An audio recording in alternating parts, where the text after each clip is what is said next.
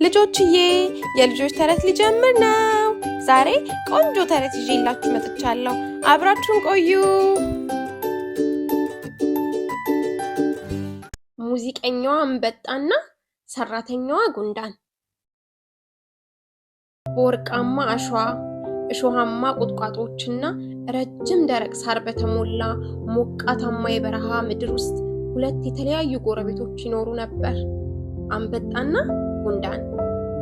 አንበጣዋ ለመዝለልና ለመብረር የተሰሩ የሚያብረቀርቅ አረንጓዴ ክንፎችና ረጅም እግሮች ያላት ስትሆን ድምጿም የሚያምር ነበር።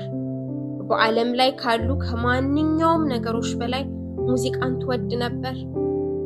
በየቀኑ ከፀሐይ መውጫ እስከ መግቢያ ድረስ በቁልቋል ቅጠሎች ላይ ተቀምጣ ወይም በአሸዋ ክምር ላይ ትዘፍንና ትጨፍር ነበር። ለነፋስና ለደመና አስደሳች ዜማዎችን ትዘምራለች። ዘፈኖቿ በምድረ በዳ እያስተጋባ የሚያልፉትን ሁሉ ፈገግ ያስብላል። የአንበጣ ጎረቤት ጉንዳን የምትባል ትንሽ ታታሪ ፍጥረት ነበረች። ፀሐይ ከወጣችበት ጊዜ አንስቶ ጉንዳኗ ከትንሹ ቤቷ ወጥታ ምግብ ማለትም ፍርፋሪ ዘርና የደረቁ ቅጠሎች መሰብሰብ ጀምራለች። ፀሐይ ቢያቃጥላት እንኳን ስራዋን አታቋርጥም።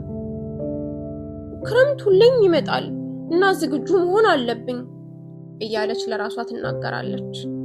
አንዳንድ ጊዜ ደግሞ ወደ አንበጣዋ ትጣራና ነይ ምግብ እንድንሰበስብ እርጅኝ ወዳጄ፣ በጋው እንደሆነ ለዘላለም አይቆይም ትላታለች። አንበጣዋ ግን እየሳቀች ስለ ነገ ለምን ትጨነቂያለሽ? ፀሐይዋ በጣም ታምራለች፣ ነይ አብረሽን ጨፍሪ በማለት ትመልስላታለች። እንደዚህም እያለ ጉንዳን ስትሰራ፣ አንበጣዋ ስትዘፍን፣ ጉንዳኗ ምግብ በዋሻ ውስጥ ስታከማች፣ አንበጣዋ ጊታር ትጫወትና አዳዲስ ዘፈኖችን ትሰራ ነበር። ቀናት ወደ ሳምንታት ተለውጠዋል። ሳምንታት ወራት ተለውጠዋል። ከዚያ አንድ ቀን ጠዋት ጥቁር ደመና ከበረሃው በላይ ተሰበሰበ። ቀዝቃዛ ንፋስ ወደ መንፈስ ጀምሯል። አስደሳቹ በጋ አልቋል። ክረምትም ደርሶ ነበር። ድሮ ደረቅ የነበረው በረሃ ከባድ ዝናብ የተነሳ ወደ ጭቃ ተለወጠ። የአንበጣ ቅጠላማ ቤት ውሃ ጠጥቶ ፈራረሰ። የምትበላው ትላትሎችና ነፍሳት ጠፍተዋል። ካሁን በኋላ ፀሐይ የለም፣ ሙዚቃ የለም፣ አስደሳቹ ጊዜም የለም። አንበጣዋ በረሃብ እየተንቀጠቀጠች ምግብ ለማግኘት ብትሞክርም በረሃው ባዶ ነበር። ሆዷ ጮኸ፣ ክንፎቿ ወደቁ።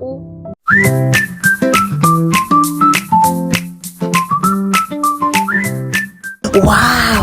ሰብስክራይብ በተን እኔ አላምንም። ልነካው ነው። ዝግጁ ናችሁ?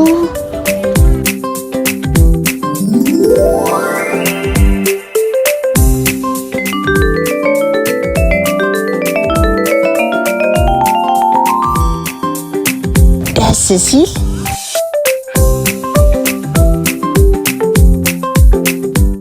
ጎረቤቷ ጉንዳንን አስታወሰችና ልትጠይቃት ወሰነች።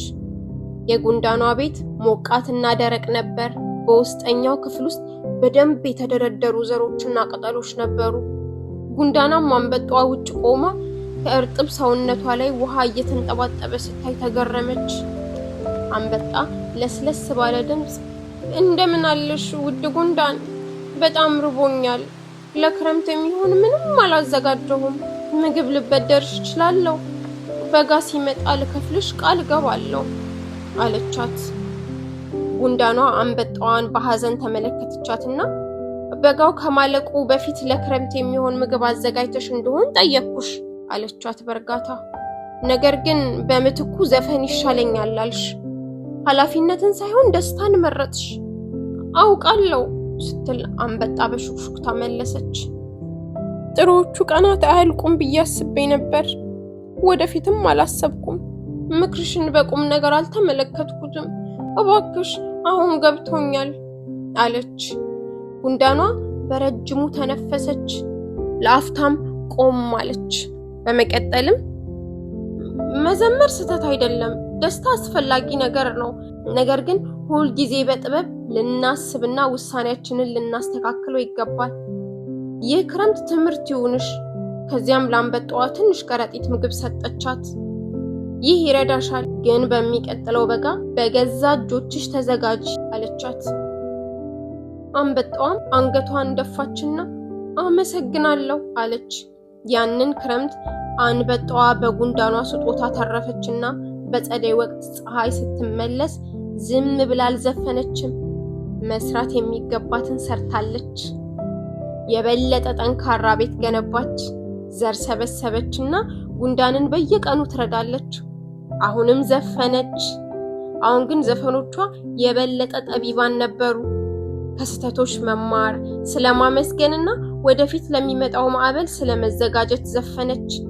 ከዚያን ቀን ጀምሮ በረሃው በሚያምር ሙዚቃ ብቻ ሳይሆን በመተጋገዝ የሚሰሩ የሁለት ጓደኛሞች ታሪክንም አስተጋባ። ልጆችዬ፣ ከእነዚህ ሁለት ጓደኛሞች የምንማረው የዛሬን የቤት ስራ ለነገ ብሎ መተው እንደማያዋጣ ነው። ዛሬ ማድረግ ያሉብንን ነገሮች ምናልባት ነገ ማድረግ የማንችላቸው ነገሮች ሊሆኑ ይችላሉና ሁሉንም በጊዜው እናድርግ። አለበለዚያ ግን እንዳንበጣዋ በችግር መገረፍና ለልመና መዳረግን ያመጣል። ሌላው ነገር ደግሞ እንደ ጉንዳን ጠንክራችሁ እየሰራችሁ ቢሆን የምትመክሯቸው ሰዎች በቁም ነገር ካልተቀበሏችሁ ጊዜ በራሱ ስለሚያስተምሯቸው በትዕግስት ጠብቁ። ነገር ግን በመጸጸት እርዳታን ፈልገው ወደ እናንተ ከመጡ አስተምራችሁና ገጽጻችሁ እርዷቸው። ምክንያቱም መከራና ረሃብ ብዙ አስተምሯቸዋልና በቀጣይ ተመሳሳይ ስህተት ውስጥ አይገኙም። እሺ ልጆችዬ፣ ተረቴን መልሱ፣ አፌን በዳቦ አብሱ። ልጆችዬ፣ ተረቱን እንደወደዳችሁ ተስፋ አደርጋለሁ። በቀጣይ ተረት እስከምንገናኝ ደህና ሁኑ።